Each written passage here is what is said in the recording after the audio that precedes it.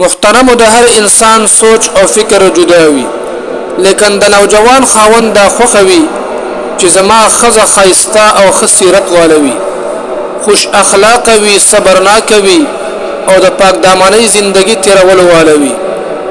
خاوند د خزه هر غلطي معاف کولای شي، لیکن د هغه د پاک دامنۍ متعلق غلطي نشي معاف کولای.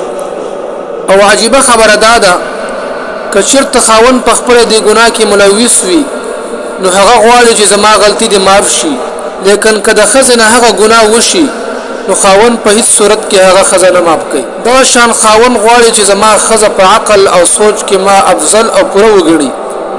د خاوند د تمناوي چې زما خزه دې زما هر فیصله ومني، زما په مشوره د عمل وکي چې زه سوایم بس هغه دې ومنلی شي. او خاوند دا هم غواړي چې زما خزه دې همیشه مسکی وي، او خاوند چې کله د کار ناراضي د هغه ډیر فکرونه وي، د لین دین او د کاروبار سوچ فکرونه وي.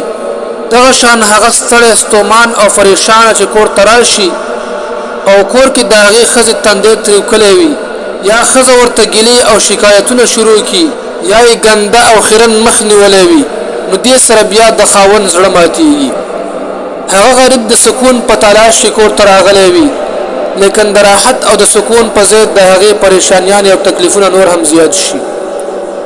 دغه شان خاوند غواړي چې خزه دې په ما باندې اعتماد وکړي او بې اعتماد کېږي دي نو، او زما خزه دې دروغ هم نه وایي. نو عزتمن نو بالکل دا د هر یو انسان یو ارزو او یو ارمان وي چې زما خزه دې خسیرت ولوي، خوش اخلاق دي وي، چې زما خزه دې زما سره همیشه په نرم لهجه کې خبرې کوي. ځکه د صحابیاتو په باره کې راځي چې هغوی به کله د خاوند خبره را نقل کوله نو داسې به ویل: حدثني سیدي، زما سردار داسې ویلي دي. لږ سوچ وکئ، که چېرته صحابیات دا الفاظ استعمالولی شي نو د نن زمانې ښځې ولې دا الفاظ نشي استعمالولی؟ الله تعالی سړي له غوروالی او فضیلت ورکړی دی په زنانو باندې. یو روایت کې راځي چې یو ښځه نبی کریم صلی الله علیه وسلم ته راغله او شکایت یې وکړو چې زما خاوند ماله سپېره راکړې ده او زه غواړم چې خپل خاوند نه بدله واخلم. نو په دې وخت کې دا آیات را نازل شو: الرجال قوامون علی النساء. هغه زنانه بیا بیرته واپس شوله.